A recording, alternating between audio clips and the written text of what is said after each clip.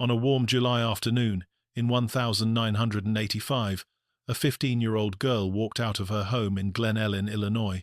She was just going to the corner store, a 5-minute trip. Nothing unusual.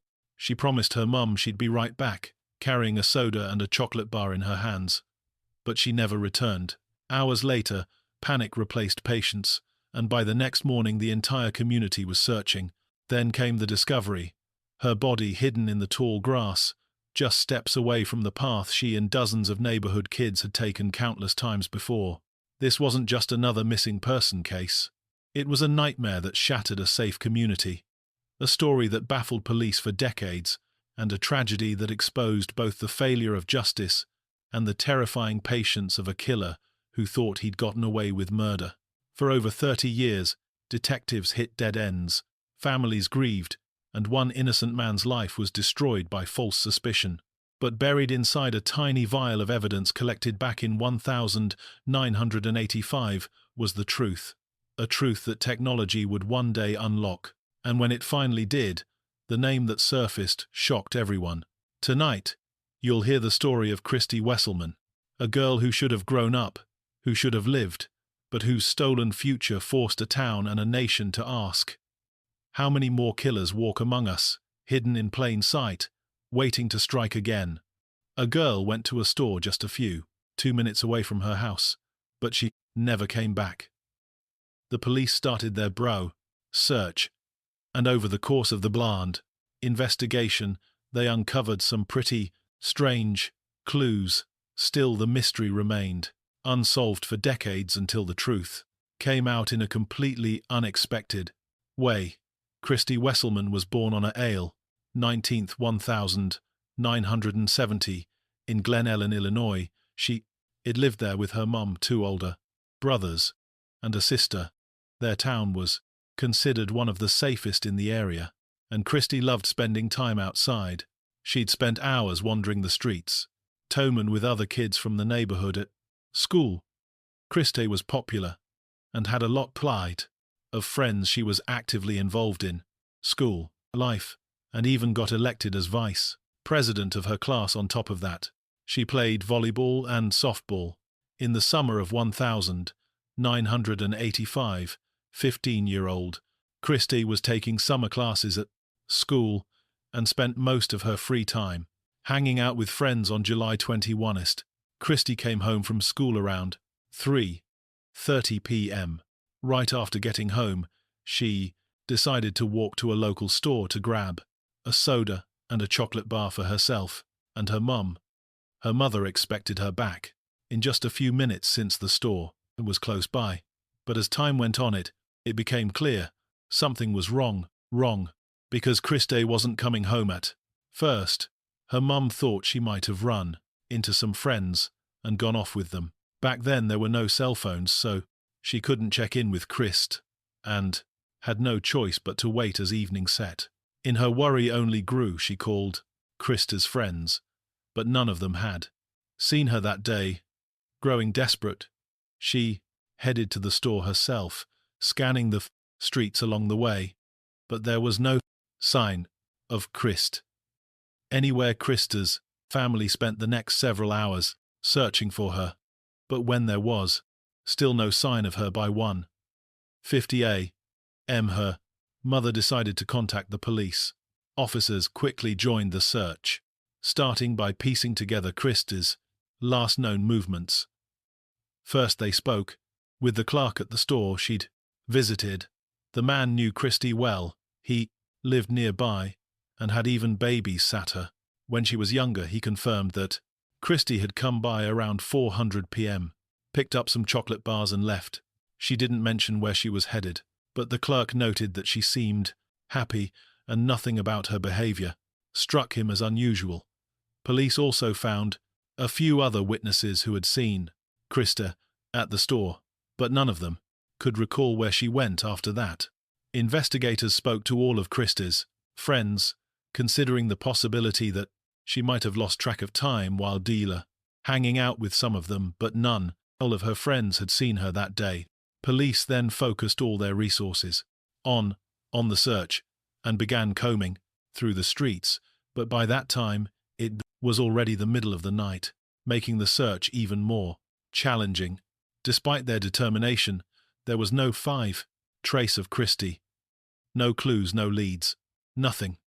The search continued through the early morning, and by midday, a new group of officers took over. One of them suggested trying to retrace Christy's likely route. He guessed that she had probably taken the shortest path from her house to the store, a shortcut through a nearby field. Back then there was a large, vacant lot with tall grass between the residential area and the store. Walking around, it would take it's a bit of time for adults driving cars. It wasn't an issue, but local kids who frequented the store or the nearby McDonald's always took a shortcut through the field, where a narrow path had been worn into the grass. The detective decided to follow this trail. As he made his way along it, something unusual caught his eye in the grass. Pushing through the overgrowth, he realized it was a human body, and he quickly recognized Christy. He immediately called for backup and the respite. The body was handed over to the medical examiners for further analysis. Forensic specialists combed through the crime scene for any evidence, but their search came up empty. No footprints, no personal belongings, nothing to help explain what had happened. The medical examiners determined that Christy had died from 8 stab wounds. They also found evidence of and collected the perpetrator's biological material, but in 1,985 DNA testing was still in its infancy and not commonly used in criminal investigations. So, with no way to analyze it, it was stored for future use. Christy's mother also helped police piece together another interesting detail. Christy had been wearing a pearl ring on her finger. That day, however, the ring was nowhere to be found, neither on her body nor at the crime scene. Detectives concluded that the killer might have taken it, and instructed all officers to keep an eye on pawn shops in case the murderer tried to sell it. With no physical evidence to work with, the police focused on finding potential witnesses who might have seen Christy or the killer near the field. They managed to track down several people who had used the same path around the estimated time of the murder, but none of them reported seeing anything. It's suspicious. It was quite weird because Christy's body was just a few yards off the trail, although it was hidden by the tall grass, making it nearly impossible to spot. Investigators also learned that just a few dozen yards from where Christy's body was found, a family had been hosting a barbecue in their backyard, but despite being so close to the scene, none of them remembered hearing or seeing anything out of the ordinary. An employee at a gas station about 60 yards from the field also worked his entire shift that day, but didn't notice anything out of the ordinary to the police. The situation seemed bizarre. So many people had been near the crime scene, yet no one saw or heard anything. Investigators theorized that the unknown attacker either followed Christy from the store to the field or encountered to her on the path. He likely led her just a few yards into the tall grass and killed her, all without making a sound. Detectives considered the possibility that Christy might have known her killer, which could explain why there were no screams. After all, their town was small, and many residents knew each other. Police began investigating all the men who knew Christy, but this effort led nowhere. They also compiled a list of men in the area with prior convictions for violent crimes. Several suspects were reviewed, but none of them could be tied to the murder. For several months, police made little progress in solving the mystery. They continued following up on tips and investigating new suspects, but every lead brought them to a dead end. This dragged on for 3 long years, until an unexpected breakthrough came in 1988. By that time, DNA analysis was becoming a key tool in criminal investigations. Detectives decided to collect DNA samples from everyone who had been a potential suspect in denying Christie's case. Over the years, many Cone agreed to cooperate, and none of their samples matched the biological evidence found at the scene, but there was one person who refused to provide a DNA sample. Dana Henry, a 34-year-old man living near the field where Christa was found, had been on the police's radar from the first days of the investigation. At the time, Henry denied having anything to do with the crime, but now his refusal to give a sample made detectives seriously question his innocence. The police decided to seek a court order to obtain his DNA. Henry appeared at the W4 court hearing and continued to insist it was innocent. However, he was charged with contempt of court and held in a local jail cell for several days. Only after that Henry agreed to provide his DNA sample. In the end, his DNA didn't match the killer's sample, and Henry was released. Once he was out, he told reporters that he had been held in a jail cell without clothing and was only released after he gave in to the immense pressure and reluctantly agreed to provide a sample. Henry said he spent around $50,000 on legal fees, a significant amount of money at the time. He had to mortgage his home, which he eventually lost, and many of his friends and family turned their backs on him. Frustrated and angry, Henry filed a lawsuit against the police department, but it didn't seem to lead anywhere. Even after DNA evidence cleared his name, some people still believed he was guilty.